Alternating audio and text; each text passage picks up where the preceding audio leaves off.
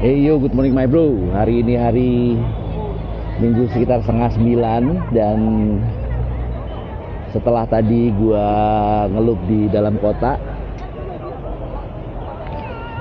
sekarang gua udah sampai di daerah Bundaran HI dan ramai banget ya guys. Ini 2 hari menjelang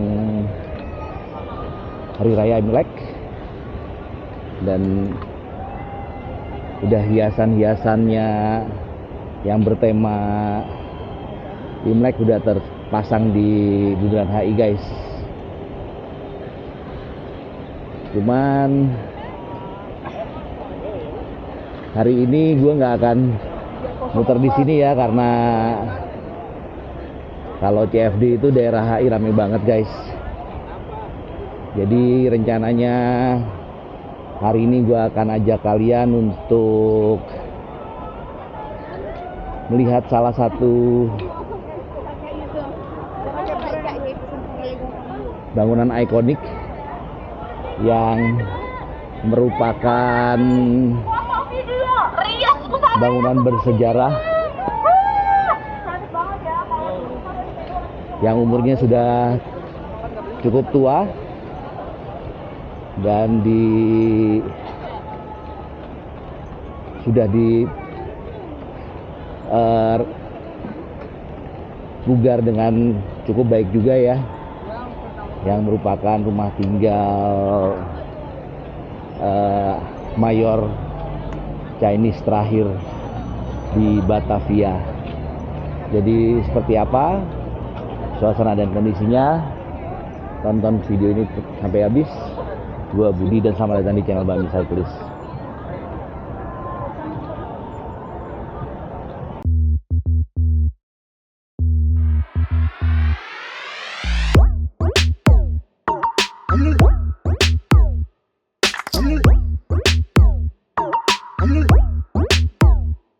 Oke, dan sekarang akhirnya gue udah tiba di depan Green Central City. Ini adalah sebuah komplek development. Di dalamnya ada hotel, ada kantor, dan pastinya ada gedung bersejarah ya. Ayo coba kita lihat. Ini hotelnya Novotel, dan ini adalah bangunan Chandranaya guys. Jadi bangunan Chandranaya ini merupakan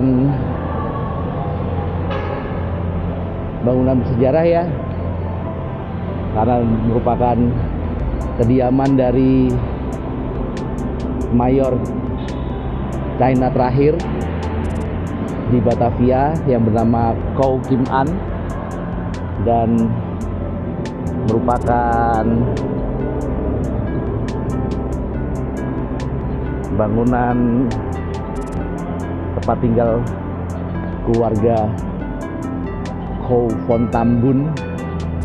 Kalau di zaman Belanda itu Chow von Tambun itu artinya warga Chow dari Tambun Bekasi ya artinya ya.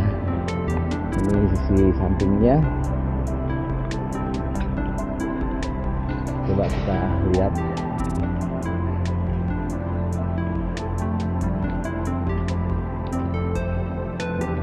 Itu Makassar Chandranaya. Wah, langsung integrasinya sama hotel di atasnya guys. Dan ini di belakangnya masih ada kayak bangunan komersial juga, ada coffee shop. Jadi Chow Kim An itu 2 kali menjabat sebagai Mayor Cina, yaitu pada tahun 1910 sampai 1918.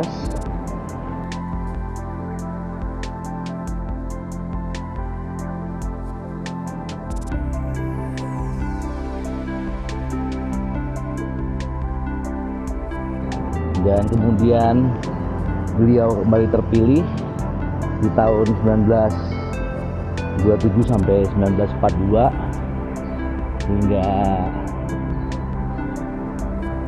Jepang masuk ke Indonesia, dan saat itu beliau ditangkap dan dimasukkan ke kamp konsentrasi hingga beliau wafat di tahun 45 di kamp Cimahi ya guys. Dan bangunan ini sendiri dibangun oleh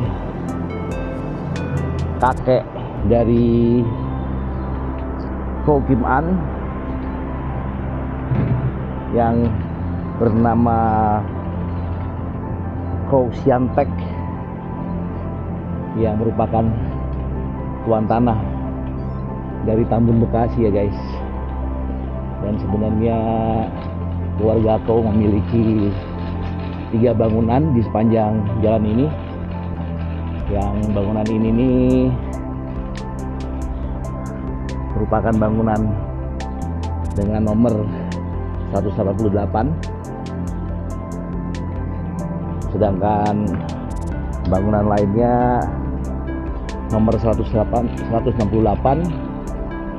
sekarang sudah berubah menjadi gedung SMA Negeri 2, dan bangunan nomor 204 sempat menjadi kantor kedutaan negeri Tiongkok dari tahun 67, dari masa sebelum Indonesia merdeka hingga tahun 67 ya. Saat itu hubungan politik Indonesia dan Tiongkok dibekukan.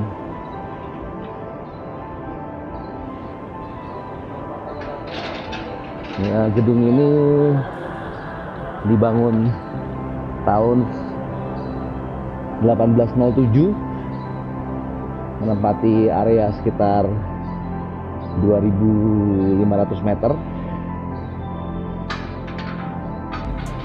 dan memiliki satu gedung utama tadi yang di depan yang difungsikan sebagai kantor, dan satu gedung di belakang yang berfungsi sebagai tempat tinggal. Dan bangunan-bangunan sampingnya ini dulu fungsinya sebagai ini ya, tempat tinggal anak dan istrinya, karena kebetulan anak dari Choe Sian Tek itu yaitu Choe Cheng Chun memiliki 14 istri dan 24 anak guys, jadi banyak banget. Ini bagian belakangnya, ini masih ada taman dan kolam ikannya.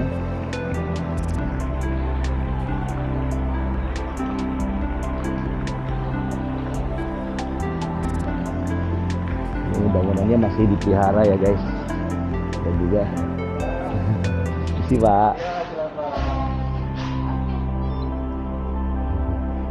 lagi dibersihin. Saya lompat dulu Pak ya. Oke, makasih.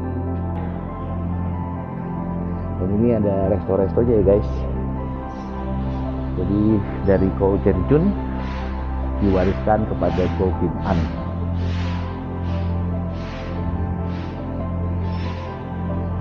Izakaya Jiro. Ini ada jadi izakaya guys. Nah, ini keren dari sini. Kalau dilihat tuh di atas itu langsung kelihatan ada hotel di atas sebelah kiri sini, dan kayaknya apartemen di bagian atasnya tuh guys. Jadi bangunan ini pun sudah berapa kali berubah fungsi ya, dan saat itu disewa oleh Yayasan Sosial Tangerang yang yayasannya bernama Chandra Naya, makanya gedungnya disebut Gedung Chandra Naya. Dan ini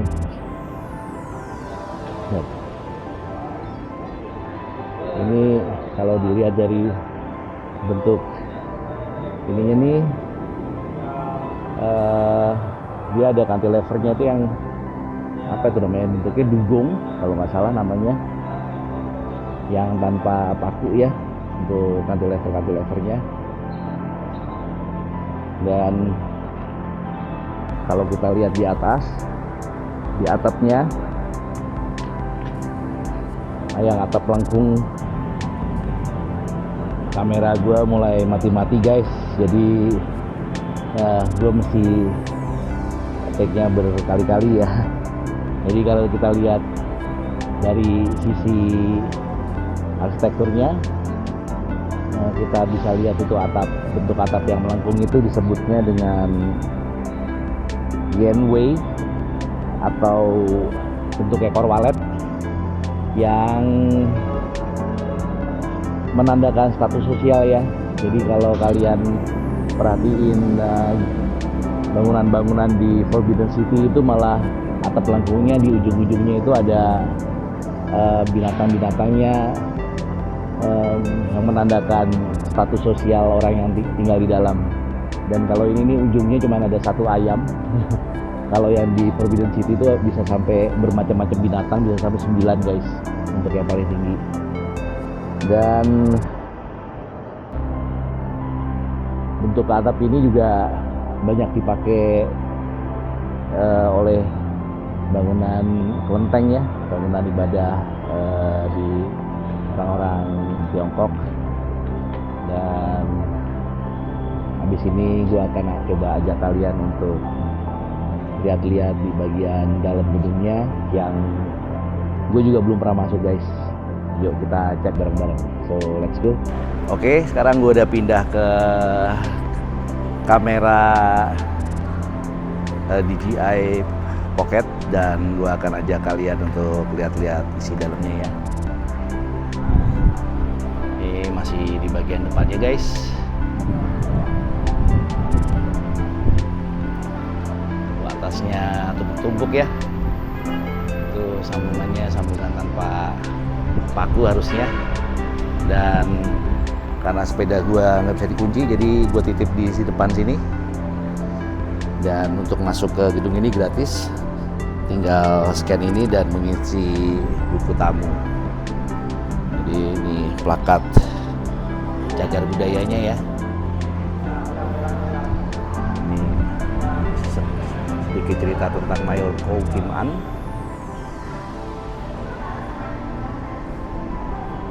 Dan ini pintu masuknya guys.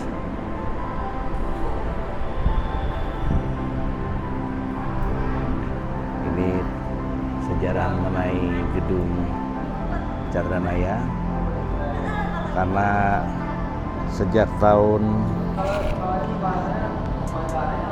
64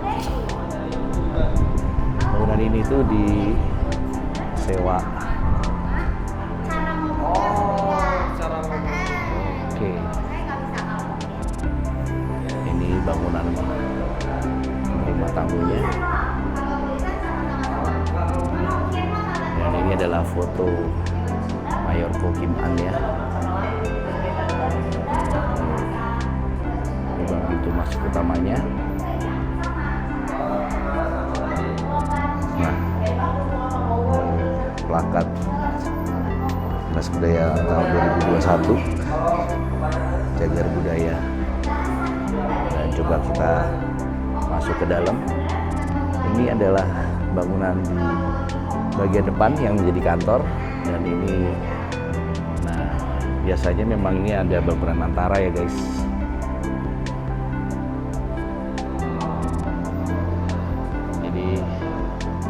Bangunan ini di tahun 92 itu dibeli oleh konglomerasi Modern Group, dan rencana awalnya itu mau bangunannya dipindah ya ke Taman Mini, cuman gak disetujui oleh gubernur.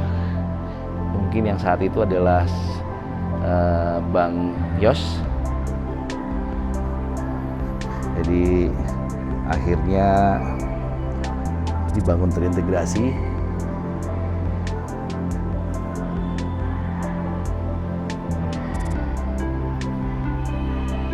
Atapnya kaca ya guys,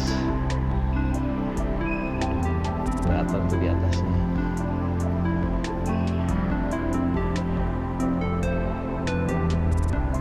Coba kita lihat.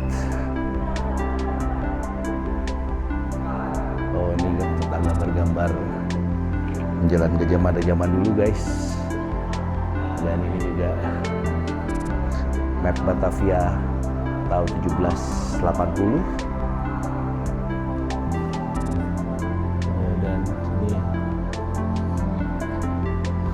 kondisi kanal di Movenlivet ya, Movenlivet Oos. Jadi sebelah timur dari kanal Movenlivet, jadi jalan Raya Murug.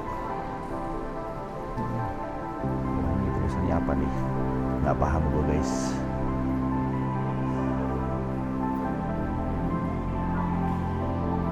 Pancoran. Ini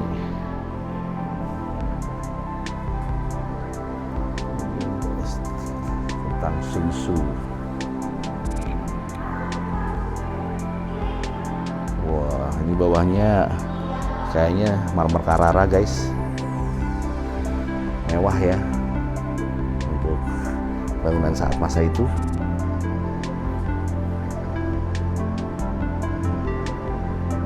Ini harusnya hiasan-hiasannya ini, wah ini saat dipugar guys, itu panel kayu yang ada ukiran-ukirannya.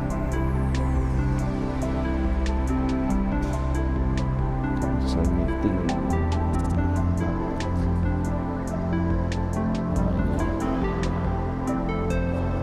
Ini kayunya, ada papan catur, gunungan lukisan, buku, dan kecapi. Itu yang menandakan penghuninya itu orang terpelajar ya.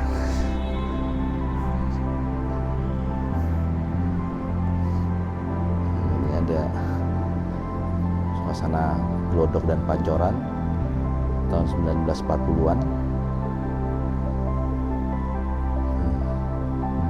Pancoran Batavia.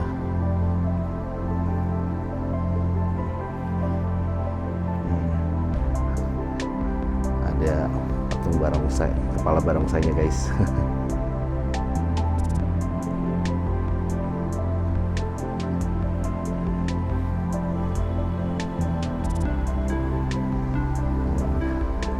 Tinggi-tinggi ya.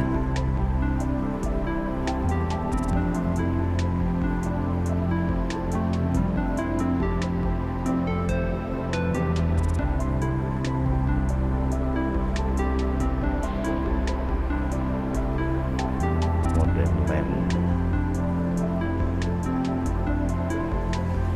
Nah, pegangan pintunya itu pakwa untuk segi 8 yang dipercaya bisa menolak bala.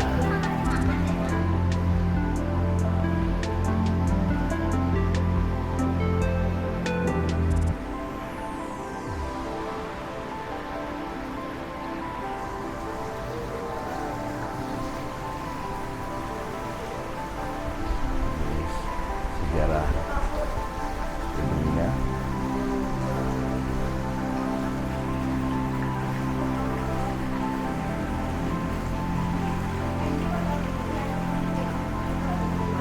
Ceilingnya tinggi banget ya guys.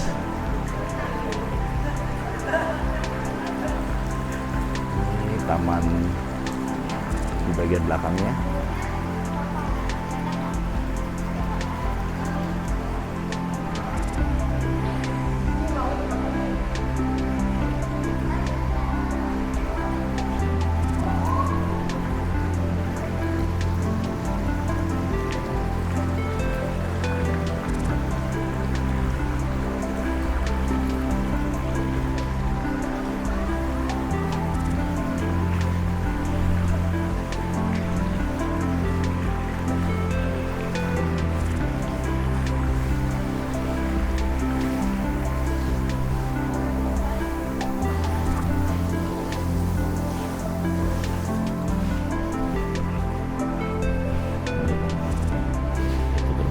keren nih guys.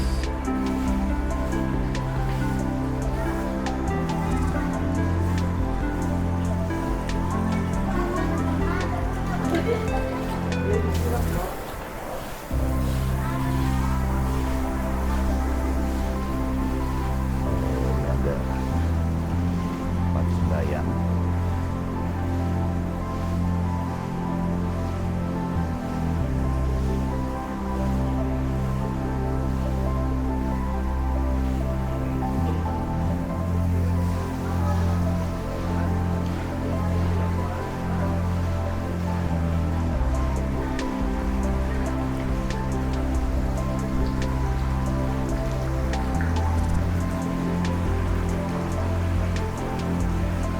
Keren ya. Ini bangunan dari sisi belakangnya.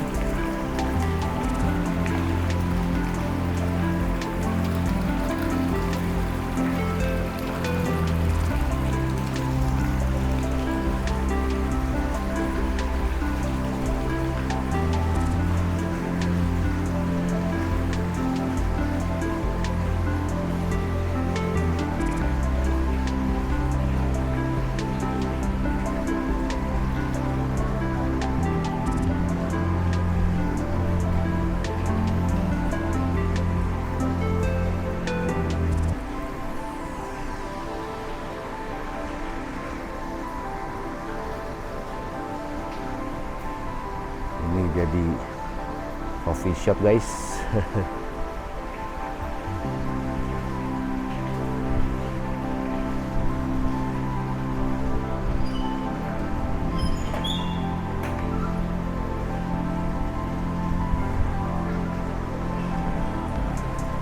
Adem ya suara airnya, lumayan nih.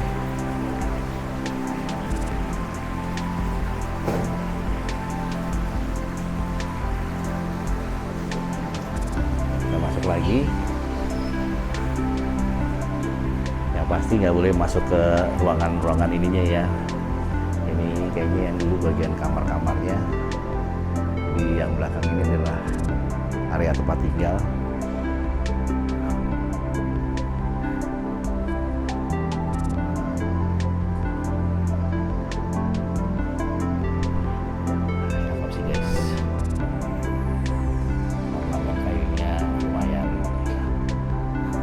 Kompleks ya.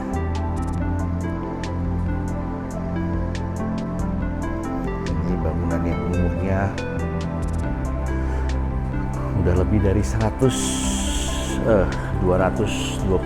tahun guys.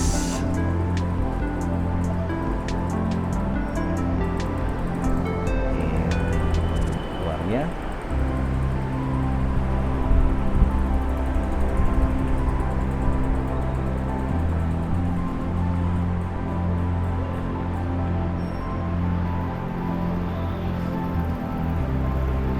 Oke, emang bangunannya nggak gede ya guys, dan sekarang udah difungsikan sebagai tempat komersial. Ada izakaya dan beberapa restoran, juga coffee shop. Tapi kalian bisa lihat-lihat tetap bangunan tuanya dan menikmati arsitektur Tiongkok zaman Batavia. Oke. Sekarang gue akan cari babi, so let's go.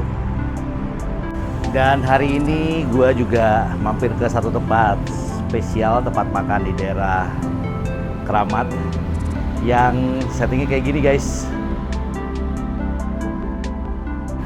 Ini adalah warung rukun.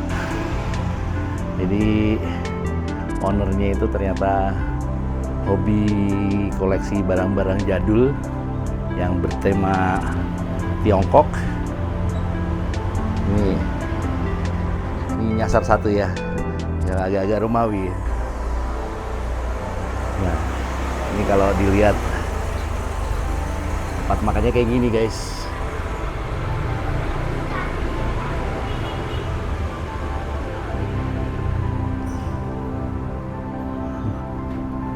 Mereka baru buka jam 11 ya, dan ini masih setengah 11. Tapi tadi pas kebetulan dibukain pintu dan gue boleh masuk. Nah, ini kayak begini.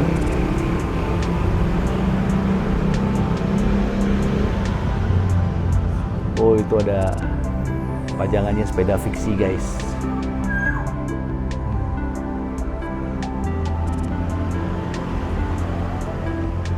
Ini benchnya juga lucu banget tuh. Ada teko-teko. Tadi kebetulan ownernya buka pintu dan gue lagi di depan. Sekalian gue tanya hari ini buka apa enggak karena pintunya masih rapat ya, guys.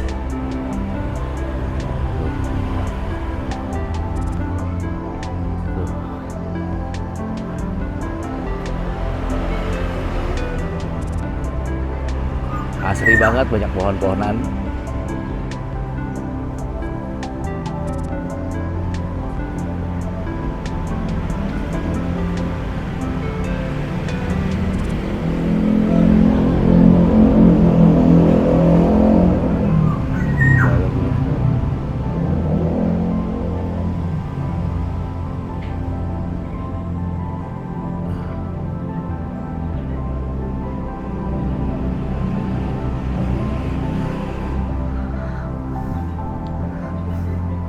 Warna-warnanya striking banget ya, guys.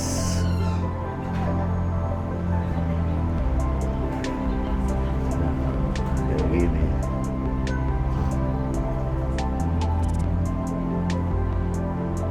Ini dapurnya, guys.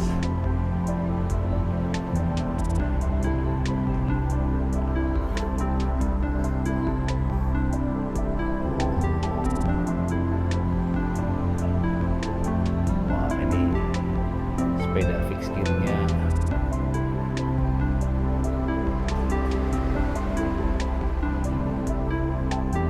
Kiring-kiring untungnya banyak, guys.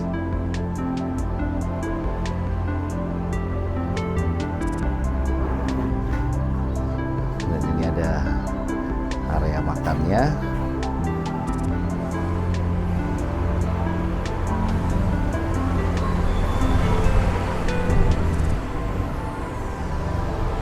Wow, ini handphone jadulnya, guys.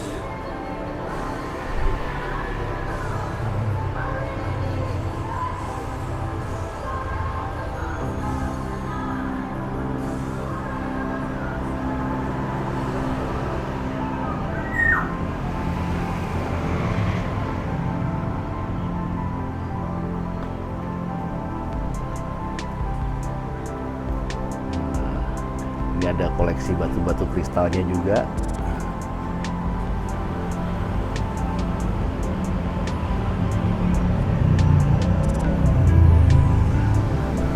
Antik ya, guys. Oke, gua akan tunggu sampai mereka buka dulu dan nanti kita cobain makanannya. So, let's go. Oke, makanan gue udah datang dan yang gue pesen ini adalah mie rebus komplitnya mereka ya. Ini seporsi. Sebenarnya semua makanan harganya sama, guys. Kalau dulu 20.000 seporsi, sekarang 30.000 seporsi. Dan yang direkomend tuh sebenarnya nasi goreng, teman, karena gue harus makan bakmi ya, guys. Jadi ada pilihannya, ada mie godok, mie goreng, dan bihun-bihunan, tapi yang ini yang gue pesan adalah mie rebusnya. Mie-nya sih kayak dipancangnya agak lembek gitu ya, guys. Tuh. Ini kayak ada daging cincang tadi. Maksud gorengnya tebel, gede-gede banget, guys. Dan mie kuahnya itu agak kayak sedikit agak nyemek gitu ya.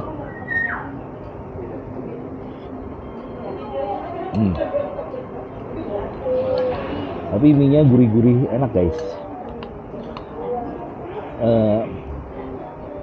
Rasanya comforting gitu, ada sedikit manis-manis dan kayaknya sih mie-nya agak lembut ya.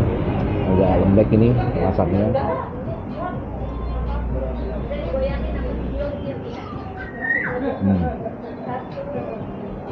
Bener guys, lembek. Untuk 30.000 sih masih oke ya, dan ternyata restoran ini lagi viral guys. Jadi katanya ramai terus. Untung tadi gue datang masih jam 10.30, masih ketutup rapat, gue kira nggak buka.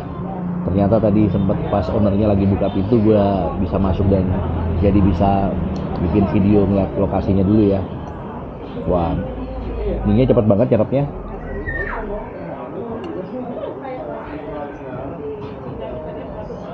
Dan katanya kalau udah jam 11 itu ini juga tamu-tamunya udah pada mulai datang, dan biasanya udah mulai ngantri-ngantri guys.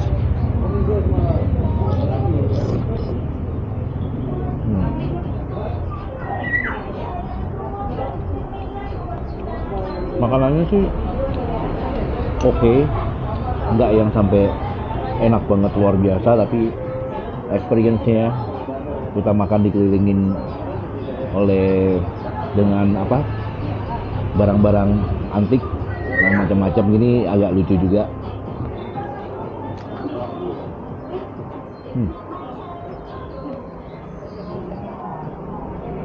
Nasi goreng itu ternyata dalamnya bakso ikan guys.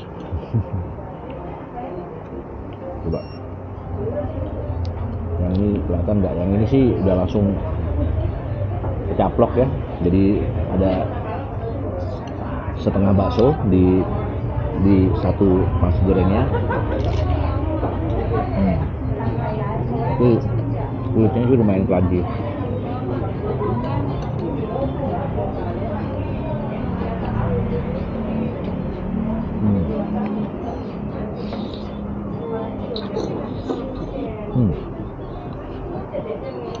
Masih agak panas guys karena ini kuah.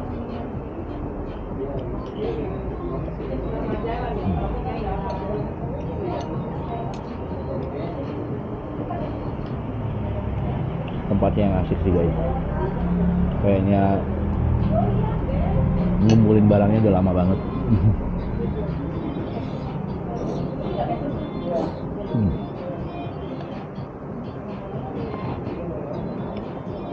Gue bingung antara mesti pakai sendok atau pakai garpu, soalnya nggak disiapin cubit karena memang bukan spesialis tempat bakmi ya guys.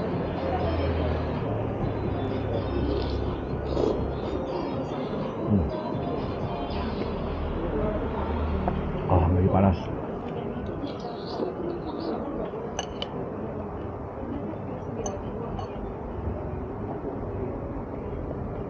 Tapi tempatnya ini pas banget buat bikin video spesial Imlek.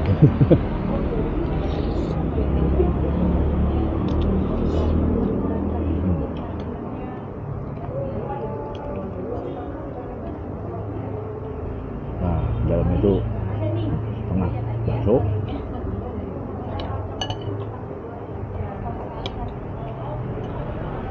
baksonya kayaknya juga biasa kayak bakso yang beli jadi gitu ya,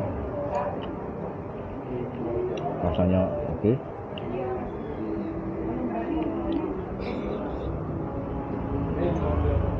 By the way, ini restoran halal ya guys, jadi dapat minyak lagi.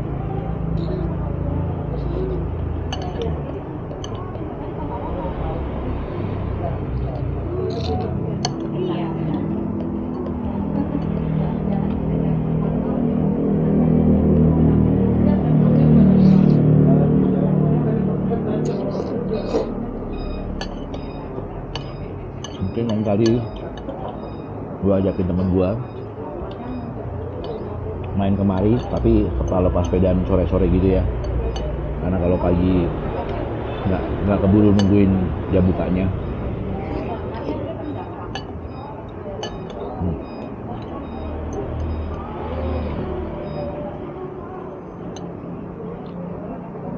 In general sih rasanya masih oke.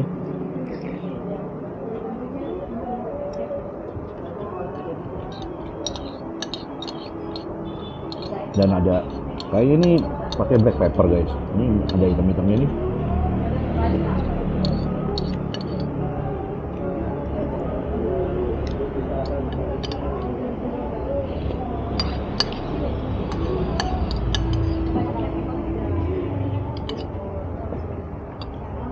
Oke, makanan gue udah habis, gue akan beres-beres dan nanti gue sambung lagi. Oke, gue udah selesai makan dan taste wise sih so-so ya guys. Enak tapi ya nggak sampai spesial banget sampai harus nyari.